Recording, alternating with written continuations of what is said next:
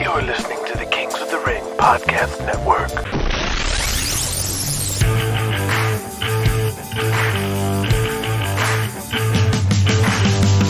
Hello, this is Te Tai, executive producer of Kings of the Ring, and to celebrate the 50th mighty episode of the show, we're cutting a special episode today, breaking kayfabe style, to reveal a bit more about the characters in the Kingsverse, who they're based on, and even how I do the voices. Now, all the characters are fictional here and based on archetypes, meaning based on the role certain real people played, or a character represents a type in wrestling history. And to start out with, I want to point out there are two voices you will never hear in Kings of the Ring, and that's the voices of Randy Savage and Dusty Rhodes. While in many cases I am doing direct impressions of actual wrestler voices, they aren't perfect, so one might not even realize I'm doing it. However, to do the Macho Man or the American Dream, which are truly two of the most distinctive voices in human history, there's no way to immerse yourself into the Kingsverse and hear, "Ooh yeah, the cream rises to the top," or "Ha-ha, you thubba-ba-dabble of the woods, if you will." It will snap you out of the fantasy like Christopher Reeve seeing the penny in Somewhere in Time. It just ain't going to work. Those impressions are too on the nose, the voices are too well known and associated with those specific people. So it wouldn't work to do that in Kings of the Ring. Now that being said, let's jump in a bit and we'll start with Hollywood Buddy Melrose. Now that his second major story arc is done with the wrestling union gimmick being squashed, I can reveal that Buddy Melrose was originally designed as a combination of Terry Funk, Nick Bockwinkel, Nature Boy Buddy Rogers, and Jesse the Body Ventura. Nick Bockwinkel was the main heel in the Midwest for a long time under Vern Gagne, and that partnership with Nick and Vern was the inspiration for Buddy and Charlie Gotch's partnership. However, I don't believe Bockwinkel and Vern were as close as Buddy and Charlie are, but the general appearance of Nick and his role as the top blonde glamorous heel behind legit toughness like Buddy Rogers, who was also seen as the best in the business for a long time as an all-around performer. Buddy Melrose is a true all-time great. He's Terry Funk, as far as a wrestler who's been connected to Hollywood for a long time behind the scenes as a stuntman and fight coordinator. That is Buddy Melrose. And he is Jesse the Body Ventura for his push to create a union for wrestling. Although Buddy's motivations were a lot more altruistic, and he really put himself out there way more than Jesse Ventura did in real life, he was the inspiration for Buddy's union move, which had been set up from the beginning. And the voice for Buddy Melrose is also my impression of Jesse the Body Ventura. It may not sound like Jesse to your ears, but that is how I construct his voice, my attempt at doing Jesse. Charlie Gotch was based on Vern Gagne for his role and general inability to adapt to the changing times of the 80s, and as a guy who was used to being the big boss of wrestling and not caring for some young upstart from New York. However, the rivalry between Gotch and Julian Kane is 100 times more intense and personal, as that's what the show is all about. Now, Charlie's voice is a variation of everyone's impression of Stu Hart. This isn't my direct impression of Stu, but it's more the voice that everyone uses whenever they tell Stu Hart stories.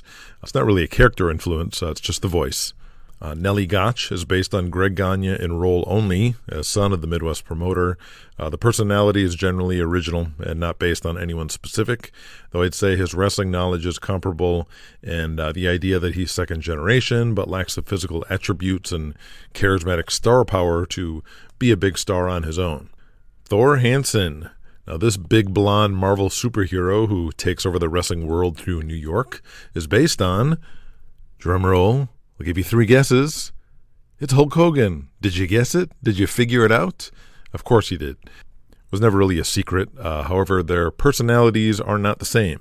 Unlike the Hulkster who grew up in Tampa and played bass, Eric Hansen is a humble California surfer dude who innocently climbed his way into wrestling despite being initially scared off when as a trainee saw Prince Abdullah break that loudmouth biker's leg in front of his face, and naively dreaming of being the next Goliath in Japan, and generally trying to play ball in AMW before Julian Kane got his hooks into him and slowly teaches him how to be an asshole.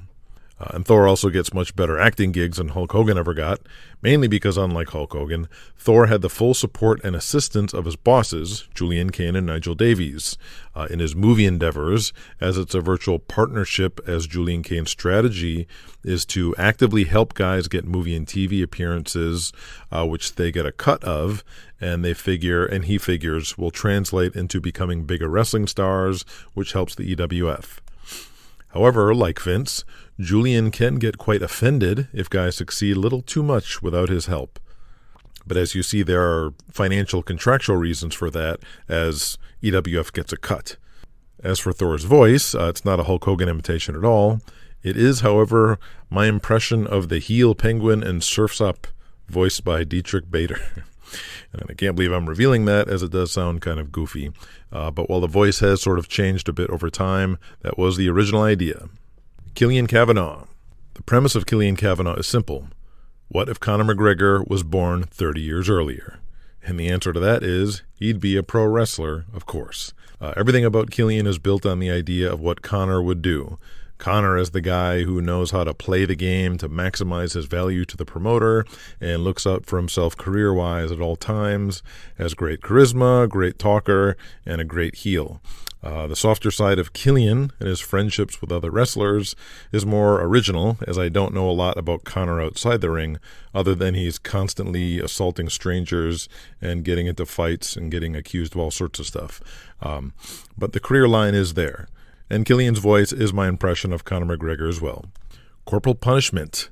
He is the good-natured, humble Southern boy who parlayed his army career into a wrestling gimmick, and in that sense he is based on Sergeant Slaughter, and many of his stories are inspired by Sergeant Slaughter's amazing career and life. However, there's not much physical resemblance or personality there between the two. It's more about the role Slaughter played, not the actual guy. However, the voice was originally inspired by the Global Wrestling Federation's masked patriot, Del Wilkes, a.k.a. the Trooper, and his all-around good guy persona he does so well, sort of inspired the personality of Corporal Punishment, like a real-life version of Del Wilkes' gimmick. Leroy Brown. His general role was based on that of the Junkyard Dog and his massive crossover success in the South. However, that's where the similarities and inspiration ends, as Bad Leroy Brown is generally based physically and persona on all the great like black action stars and athletic types of the 70s, like Bernie Casey and Jim Brown and O.J. Simpson. His general persona is that guy, and that's sort of how he looks. Those guys had incredible crossover appeal racially, particularly O.J. Simpson. For anyone old enough to remember O.J. pre-murder, he was incredibly popular, even if his history has been generally scrubbed. But if you're old enough, you know what I'm talking about. Leroy's archetype, which isn't based on anyone too specifically, but he's the wrestler who was completely exploited by the promoter, and because of his race, severely underpaid, and his body now destroyed because he was run into the ground so badly, and now has very little to show for it. As for the voice, I think you can figure that one out. Hercules Harris / Mobutu Zulu is not Kamala. Now, while I picture a guy resembling more of a Mark Henry type as a big beefy powerhouse, more than a shredded up bodybuilder, his role is more inspired by one Tony Atlas. Tony was a soft-spoken strongman wrestler who, even after building a name for himself throughout the wrestling world, and was almost a legend just based off of what he did in the 70s and 80s, was given the absolute stupidest, insulting gimmick of all time when Vince McMahon made him be Saba Simba, something that fans crapped on right out of the gate, and everyone felt insulted as they tried to pass him off as a new person in 1990. It was just insulting all around. His voice is more original, but was originally done as an impression of Barry White. So Tommy Aloha is loosely based on Ricky Steamboat as far as a guy with a Hawaiian gimmick with a great super athletic body and a super worker. However, that's where the similarities end. Unlike Steamboat, who was of Japanese descent and grew up in the mainland, Tommy Aloha is a real-deal Hawaiian with a generally original personality inspired by many non-specific people in wrestling as one of the many trying to get by and looking out for themselves, and they don't put themselves on a pedestal or a moral high horse in what they do. They're just trying to make money, and have a career. His voice is my not very well done Hawaiian pigeon voice. Then we have Goliath, who's probably one of my favorites. His role is obviously Andre the Giant, as a giant international draw and a sensation like that. But I always want a twist rather than directly recreate people. I always heard what a great guy Andre was with a big heart and this and that. So I posed the question, well, what if Andre the Giant was like the biggest fucking asshole in wrestling? Like the dirt worst, just an awful, awful human being. And that's Goliath. He looks like the French angel, Maurice Tillet, but has the size of Andre and the personality of Don Logan in Sexy Beast. And his voice is a digitally modified version of my impression of Mr. Hyde from Van Helsing. The other role influence on Goliath is Bruiser Brody. Not so much personality, but as a guy seemingly more comfortable in Japan, but with a true independent spirit, and a mercenary, and one who values getting paid the most for his services with no actual loyalty to any promoter or company on an emotional level. Tarzan Kid wasn't anyone specific, other than maybe Superfly Snuka as far as visual, but personality-wise, nothing like Snuka or his role, other than working the New York territory at this period of time, in the early 80s. Tarzan is a local Italian guy from the Bronx, like Taz, and his gambling is taken from the rumors about Gino Hernandez in Texas and the trouble he got into with the wrong element, as well as his mysterious death, which some felt was a hit due to gambling debts. Voice-wise, it's most influenced by Christopher Moltisanti in Sopranos. At least that's the voice I'm trying to do anyway. Vance Armstrong, voiced by Lanny Poffo. If you haven't figured it out yet which story we're telling with him, you will figure it out in Season 6 for sure. That's a promise. Diamond Donnie Gold, with his nature boy gimmick and him being the best all-around wrestler in the biz, he is the Ric Flair of the Kingsverse. However, the personalities diverge quite a bit. Ric Flair has been a family guy from the start. Even if some would say he's not the best husband or father, that is still his deal. Flair also butted heads with a lot of guys over the years. Diamond Donnie, on the other hand, is the classic bachelor that cannot be held down by one girl and could never commit. And as we saw through his spirit journey, he seemingly turned his back on his entire family, wanting nothing to do with them or his past. And he might even have a kid. But Donnie abandoned Donald Goldman at some point and fully reinvented himself as Donnie Gold, almost like Don Draper in Mad Men. We don't know the real guy, as the man created this Diamond Donnie persona that he lives 24/7, and he has no desire to do or be anything else. Donnie had a thirst to be a mainstream celebrity and was initially bogged down by being famous in flyover states in the South only. He wanted the bright lights of New York and L.A. The respect and admiration of the industry wasn't enough for him. But he was humbled with his experience with Julian in New York, and he's not like that anymore. And of course, his experience with Waylon Thorpe and the plane crash also changed him. Outlaw Jesse James. As the headliner wrestler, booker, and all-around smart wrestling guy, his role is Dusty Rhodes. Physically, though, there's no resemblance with Dusty, as Jesse looks like John Wayne. This was done as Dusty always admired John Wayne as his favorite celebrity guy or whatever, a role model, so I took this one step further. And this is where the Dusty comparisons end, as their personalities are totally different. Dusty Rhodes is so unique a figure in wrestling, you can't create a character based on Dusty without being Dusty. And since we don't do one-for-one characters here, you have to go a different direction entirely. Voice-wise, it's just an original voice, not really based on anyone. Michael Angel, physically, is like a blonde-haired Kerry Von Erich, and other than being part of the Texas wrestling family, is where their similarities end. Michael has no passion for wrestling. It's just all he knows. And while Fritz was tough on the Von Erich boys, Burt Ironside is on another level, and Michael Angel is a friggin' mess because of it. Amplified by Michael being pure gay, but fighting it every day of his life because of the church, his family, growing up in Texas, his father, and society in general in the 80s. Gabriel is the big brother who watches out for Michael. Is very laid back, but is a wrestler through and through. He just lacks aspirations to be the biggest star and would probably walk away if he won the lottery. Voice-wise, he's me doing Raylan Givens from Justified. Speaking of Justified, Denny Wayne and the Southern Rebels are my tribute to Boyd Crowder and the gangs in Justified. Denny is me doing an impression of Boyd Crowder and sort of sets the personality and the way he talks. His role as a top heel, innovator, and booker could be compared to Michael Hayes, but they're totally different people.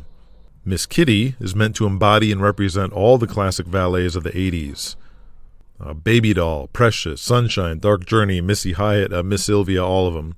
And her all-around toughness was inspired by a woman / Nancy Toffoloni, former wife of Kevin Sullivan and Chris Benoit, who had a great run as a woman in WCW for a decade.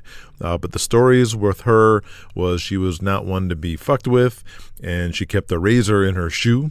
I like that angle for Kitty, whom it made sense for an incredibly pretty girl like that to grow up in the business, would need to protect herself from all the perverts in wrestling, and it got to a point where her reputation alone protected her, as guys stopped messing with her at some point and generally respected her. Beautiful Barry Lovelace. Now, his role was originally inspired by the Garvins, the general role of gorgeous Jimmy Garvin, but having a short title reign that people didn't take seriously, a la Ron Garvin. Throw in Adrian Street and the original Gorgeous George, all minus the charisma or wrestling ability, and that's Barry Lovelace. Barry is an entertaining mid-card gimmick that draws great, cheap heat, but isn't a top act at all.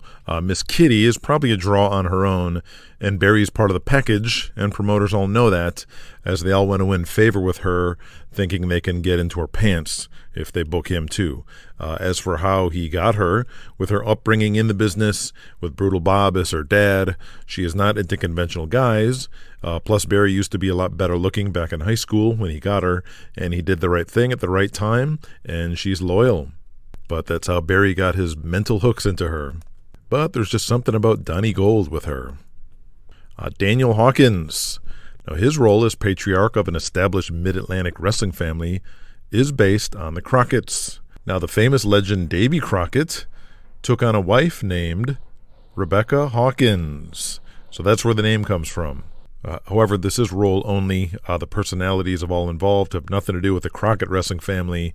And his voice is just a nerd voice because he's a classic 80s nerd. Plus, he's a major wrestling mark. Nigel Davies, his role is inspired by Jim Barnett as an all-around pioneer who had so much influence on the sport, setting up successful territories all over the world, and everybody knew him, everybody trusted him. However, I made Nigel English and also not famously gay. Barnett was one of the more well-known guys for that. And Nigel also has a much stronger Hollywood connection than anyone in real-life wrestling. His voice isn't specific to anyone, so it's an original voice. George Gilmore is loosely based on Sam Muchnick as the Kings of St. Louis.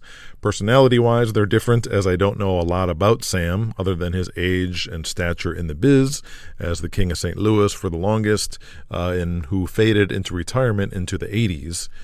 And the voice of Gilmore is my crappy impression of Cary Grant. Who else? Jack Valiant, the owner of VBS. As a role, he's Ted Turner, owner of TBS and all that, and CNN. But as a persona, I've ironically made him Australian, like a Robert Murdoch, who is Ted's real-life archenemy. So that's Jack Valiant. Jay Delvo, the SCW announcer on WVBS. He isn't necessarily based on anyone, although his refusal and disapproval of Julian buying out SCW was inspired by Gordon Soley, who did the same when Vince McMahon bought out the TBS time slot. And Jay's voice is my impression of Doyle King, an announcer who did the USWA in Memphis and Dallas. Peyton Thomas, Bert's booker in Dallas. Now, his role is a combo of Bruce Pritchard, who started in Houston under Paul Bosch, and David Manning, who was Fritz's booker for a time and famous referee and handler for World Class. And that's where the name comes from, too. David Manning, Peyton Thomas. So that's how that came about. Chris Stanley. The role of Chris Stanley is absolutely based on a real person with a couple other influences. But I cannot reveal who that person is, as Chris has not yet done what this real person will do in the Kingsverse. So you'll have to wait. And his name is simply combining Peter Criss and Paul Stanley of Kiss, since Kiss rules. Marauder number 2, he represents the many perverts in wrestling history. His voice is a perverted, creepy version of Eric Embry. Michael Sluck, his voice is John Stossel. Bo Riggs, his voice is Don Fry with a Wisconsin accent. Clyde Simmons of the Jivetown Express is a bad imitation of Cat Williams. Stuart Flaherty is a higher-pitched version of the heel from Back to School. Jack Trades is a poor imitation of John Tolos.